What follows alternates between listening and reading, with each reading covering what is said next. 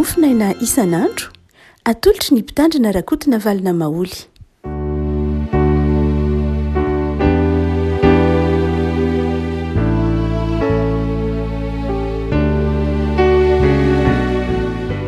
Falimiraba antsika ary avako malala tratra ity alatsinainy fa efatry ny volana septambra ity ny mofinaina voalahatra ho antsika anio dia ny filazan-tsaramasina araka ny Luka toko 10:10, Luka toko 10:10 andiny voalohany ka hatramin'ny andiny 17. Vakitsika amin'ny anaran'i Jesosy. Ary ny mpamory rehetra sy ny mpanota nanatona ianaon' Jesosy dia nonomonina amin'ny fariseo sy ny mpanoran-dalàna ka nanao hoe lety mandray ny mpanota ka miara-mihinana aminy. Fa izy nanao zao fanoharana izao taminy hoe iza moa no olona aminareo izay manana ondry rato ka very ny anankiray no tsy mandaho ny 7:10 any anefitra ka mandeha hitady ilay very mandra-pahitany azy. Ary rehefa hitany iny dia ataony eo an-tsorony ka defaly izy, ary rehefa tonga ao an-trano izy dia mimoro ny sakaizany sy ny namany ka manao aminy hoe avia raha mifaly amiko fa efa hitako ilay ondry very. Lazaiko aminareo fa isy fifaliana toy izany any an-danitra ny amin'ny mpanota iray izay mibebaka noho ny amin'ny olona marina 7:10 izay tsy misy tokony hibebahany. Ray masino mba namasinana ny fahamarinana ny teninao ny fahamarinana. Amen. Ity Luka toko 10:10 ity dia mitantara ny fitadiavan'Andriamanitra, fanoharana mitantara ny fitadiavan'Andriamanitra ny very.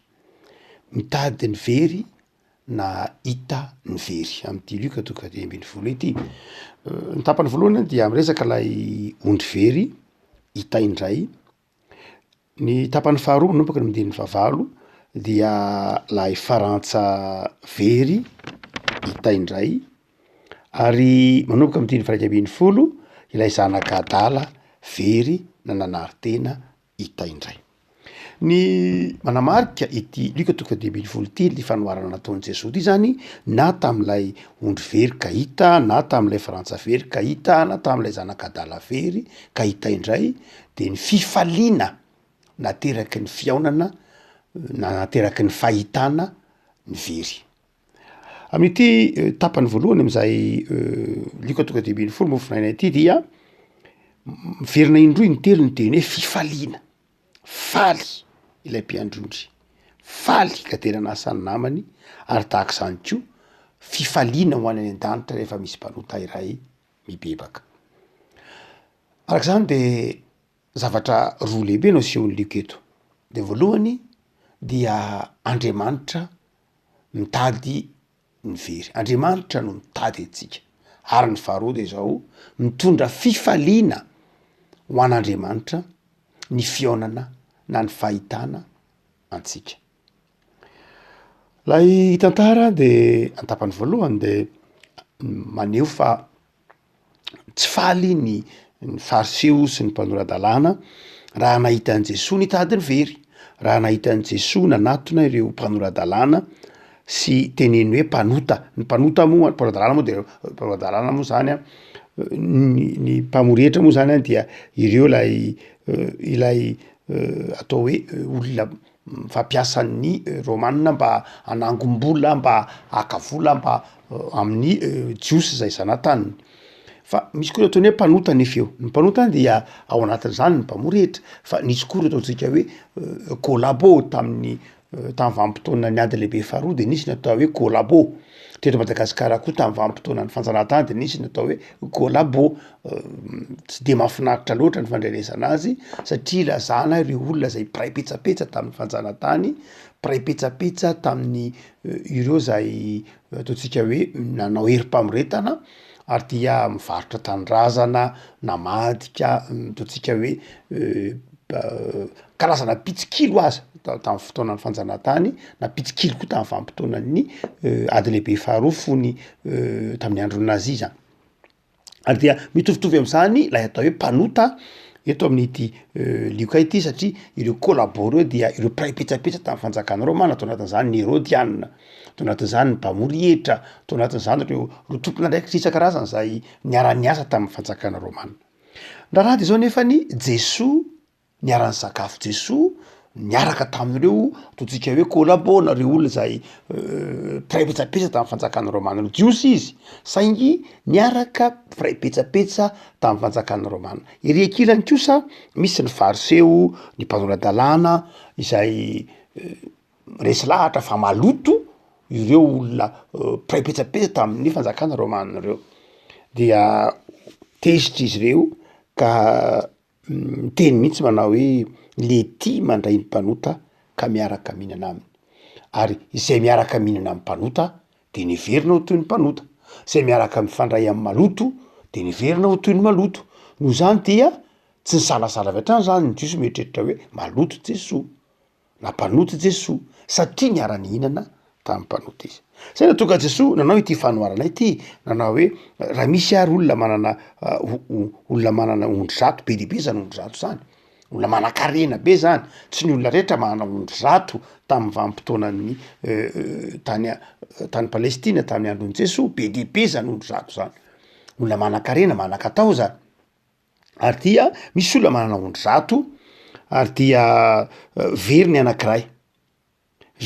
anankiray dia ino no ataony lasa izy mitady ny mametraka ny 9 amin'ny toerany ary any anefitra ary lasa mandeha mitady lay anankiray mandra-pahitany azy hafahafa ity mpiandro ondry ity hafahafa amin'ny lafitra anankiray manao hoe ondry anankiray mivery de ny 9 no apetraka any anefitra 9 no apetraka any anefitra any amin'ny toeran'ny jiolahy any amin'ny toerana mangina 9 ahoana azy zany ny tianylay fanoarana ho takatritsika dia sarobidy amin'ilay mpiandry ondry na minaromarina koa sarobidy amin'ilay tompon'ondry ny ondry anankiray raha ho toka vakina amin'ny lafiny hoe ara-panahy zany de zao hoe sarobidy amin'Andriamanitra ny tsirairay avy amintsika tsy misy na iray aza foin'Andriamanitra ho very na iray aza tsy hoe manana be dehibe Andriamanitra tsy hoe ka misy olombelona 7,000 tapitrisa eto ambonin'ny tany misy olombelona 8,000 tapitrisa eto ambonin'ny tany sy inona moa zay za tena zava-dehibe amin'Andriamanitra mihitsy ny tsirairay amintsika tokana unika eo anatrehan'Andriamanitra ny tsirairay ary vatran'Andriamanitra vitan'Andriamanitra ataon'Andriamanitra zay ahitana ny very ary efa hita ny very dia hoy Luka manao hoe mitondra fifaliana tsy ho an'ilay hita ihany fa ho an'ilay mpikaroka de Andriamanitra fifaliana Andriamanitra mihitsy ka ny mifanojo ny mahita atsika mety ndraindray ny fivavahana zay mety ho hitatsika na ampianarina atsika ndraindray amin'ny lafiny sasany de ny hoe itsika ny faly mahita an'Andriamanitra ekena fa tsy diso zany fa hoy Luka eto manao hoe ny tena marina de izao ny lanitra ny tena faly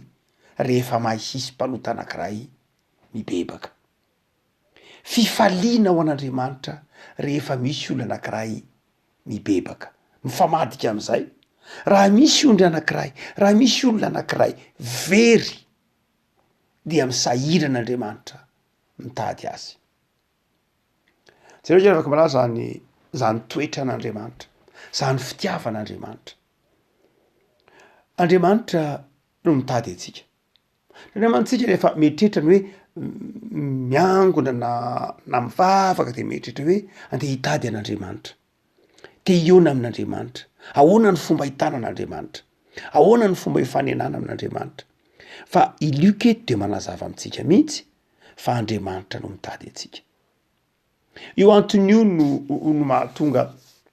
mahatonga antsika kristianina resy lahatra ny amin'ny atao hoe fahasoavana ny atao hoe fahasoavana de zao zavatra nomenanao zavatra noraisinao mahimaimpona ary ny fivavahana na ny fiainana kristianina dia fahasoavana zany hoe Andriamanitra no nanome an'iny mahimaimpona taminao amin'ny fivavahana silamo dia zava-dehibe ny antsoina hoe pelerinage anankiray am'ireo andry vitsivitsy zay iorena am'y fivavahana silamo a ny asaso ny vavaka atao isan'andro iny telo iny ndimy miao anatin'zany a ny fanaovana ny pelerina zany ny fanaovana fivahinina masina ataonao zay rehefa mba metimety ny fiainanao de atanjoninao ataonao zava-dehibe ny mikendry ny anao fivahinina masina any lameka mazava zany anao fivahinina masina any lameka de afaka hotsika manao hoe amin'ny fivavahana silamo de la ny olona mihitsy no mitady an'Andriamanitra ary misy asa tsy maintsy ataon'ny olona mba hijoroany fafampino silamo izy de miezaka izy. Ny fivavahana kristianina kosa de manao hoe tsy zay loatra no izy akory tsy hoe tsy ilaina akory zay fiezahana zay fa ny zava-dehibe de zao Andriamanitra no manatona anao, Andriamanitra no niezaka hoy Paoly ao amin'ny Filipianina toko faharoa no foanany ny tenany nataony toy ny tsy misy naka nindriky ny mpanompo izy no foanany ny tenany nataony toy ny tsy misy dia naka nindriky ny mpanompo izy mba hamonjena ny olona. Andriamanitra no mitady anao. Zay no mahatonga antsika tsy mahazo mirehare amin'ny finoana, tsy mahazo mirehare ny amin'ny ataontsika hoe ny amin'ny fahasoavana zay ateraky ny finoantsika azy satria zao fanomezana avy amin'Andriamanitra zany. Hoy ny filazan'ny soatra masina azy hoe mba tsy hisy nofo azo irehare ao amin'ny Efesianina toko faharoa hoe tsy misy nofo tokony ho azo mirehare mihitsy eo anatrehan'ny hafa fa fahasoavana avokoa ny zavatra rehetra. Eto ary de zao Jesoa no nitady atsika, Jesoa no efa nitady anao, Jesoa no efa nanatona anao ary ny ekeny Jesoa no tondrona no notondrino na ny ekeny Jesoa no nolazaina na nomelohana ho mpanota mba hanatonany sy hikarohany atsika. Ny ekeny Jesoa hatramin'ny fahafatesana atao amin'ny hazo fijaliana mba hatsiarovanao fa unika ianao, tokany ianao, tian'Andriamanitra ianao, miavaka ianao. Ny olona mety tsy mahita an'izay mahatokana anao zay. Ny olona mety mahita ny lafiny ratsy ao amin'ny fiainanao. Ny olona mety mahita ny manana fijery manokana momba anao. Fa Jesoa kosa manana fijery feno fitiavana anao.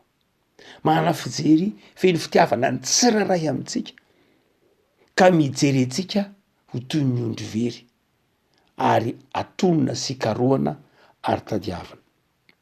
Hoy ny filazany azy manao hoe ary rehefa hitany iny de nataony teo antsorony ka de faly izy. Asa le ondry io na ahoana le ondry very io naratra ve izy ka nataony teny atsoroka sa fifaliana fotsiny de nataony teny atsoroka sa ahoana sa efa maika hody izy te le mpiandrondry ka te hitondra ity ondry ty eny amin'ny namany ka dia tsy avy androka azy eny an-dalana hiandry ny dia antsony fa dia hanotro dia nataony teny antsorony. Midika fa tena maika tokoa ity mpiandrondry ity hamerina indray ity ondry ity etry am'ire 5 miandry azy ny 5 namany maika hody izy maika hifaly izy miaraka amin'ny namany tsy manam-potoana intsony izy ivezivezena avy hatrany dia nataony teny antsorony ty ondry hotsika hoe mety maratra ve mety maloto ve mety apatongotra ve na inona fa zao nataony teny antsorony izy. Ary zany ndray afaka ny sary ny fitiavan'Andriamanitra antsika mpanota tsy misy marina na de iray ary tsy tsika akory le ondry 5 fa izasy ianao le ondry anankiray very dia nataony tompo teo antsorony, nataony tompo teo antsorony teo entiny eo amin'ny fiangonana teo entiny eo anivony lay toerana zay efa nomaniny ary de mitondra fifaliana ho an'ny manodidina eny hatrany an-danitra asa. Afaka malala hotsika manao hoe Andriamanitra no mitady ary fifaliana ho an'Andriamanitra ny fibebahan'ny mpanota anankiray. Andriamanitra tsy tia ota zava ho azy fa Andriamanitra tia ny mpanota. Izay tapany faharotsika teo mampieritreritra de izao nandao ny 5 izy any anefitra ka nandeha nitady ilay very mandra-pahitany azy. Misy pasteur suisse anankiray frantsay suisse antsoina hoe Marc Pernot. Ity pasteur ity zay isan'ny pasteur ataontsika hoe libéral ihany amin'ny lafiny hoe momba ny etika kristo protestante. Isan'ny ataontsika hoe manamarika ny protestantisme manamarika ny tokotany ben'ny protestanta eo amin'ny lafiny teolojia, na dia ataontsika hoe tsy mpampianatra teolojia tamina faculté théologie na tahaka zany akory ity pasteur ity fampitondra fiangonana, fahiny mitondra fiangonana tao amin'ny oratoire de Louvre tany Frantsa. Aty amin'ny taona 1814 aty dia tonga pasteur tany Genève izy. Misy ty dia manana tonga tantara-piainana hafakely mihitsy, aiza moa ny hafakely fa olona nanana zay nahy izy tsy nieritreritra ny tonga mpitandrina izy raha zay ny azo ilazana azy satria ingénieur géographe izy nianatra tamin'ny école nationale de plongée chaussée nandala ny intelligence artificielle sy ny sisa vao tonga mpitandrina aty amin'ny taona 3 sy 700 aty zany. Fa izay zay mariko teny hoe ity pasteur ity de ny teny manao hoe io Jesoa atsika io de mety vizana. Io Jesoa atsika io izy de mety vizana koa, mety trotraka koa, tahaka atsika olombelona ihany. Ary mety vizaka izy de toerana telo izy no fakany Jesoa, fanovozany hery, fakany fandinihan-tena na ataontsika hoe fitoerana fivavahana, fisindany mba hanovozany hery-ndray. Dia voalohany any an'efitra, faharoa any an-tendrombohitra, ary eny ambony-dranomasina ary. Reo toerana telo reo izy no ahitanao an' Jesoa rehefa manovo hery izy, rehefa makainy izy, mivavaka izy, de na izy any an-tendrombohitra, na izy any ambony-dranomasina, na izy any an'efitra. Noho zany raha miteny eto ilay andininy fahadimana hoe ary dia napetrany lasa izy nametraka ny 5 any an'efitra, dia tsy hoe any an'efitra ho arina akory reto 5 reto, fa mampatsiaro an' Jesoa nanovo hery tany an'efitra. Lay 5 zany zay nilaozany lay mpiandrondry, de tsy hoe nilaozany ho an'ny biby na nilaozany ho atao rembin'ny bibidia na ho rembin'ny ataontsika hoe ny ambodia, fa navelan'ny tompo, navelan'lay mpiandrondry mba hanovo hery any an'efitra. Reto 5 zany dia nataony amin'ny toerana ahafahany manovo hery. Reto 5 zany dia navelany tamin'ny toerana mba ahafahany milamina kokoa. Noho zany tsy hoe mpiandrondry mpanao kototoa akory le mpiandrondry ka dia nariny tany anana tany 5 mba hitadiavany anankiray, fa napetrany tamin'ny toerana ahafahany manovo hery, amin'ny toerana milamina, toerana zay ahafahany miresaka amin'Andriamanitra mihitsy aza. Fa lasa izy nitady ilay very, ary rehefa hita n'ilay very de izao lasa izy namory ny sakaizany sy ny namany, ary ny teny avia miara-mifaly amiko fa hitako ilay ondriko very. Ravako malala tsika manao hoe fifaliana no nitsapa ao amin'ny fanjakan'Andriamanitra rehefa misy anankiray, mpanota anankiray mibebaka.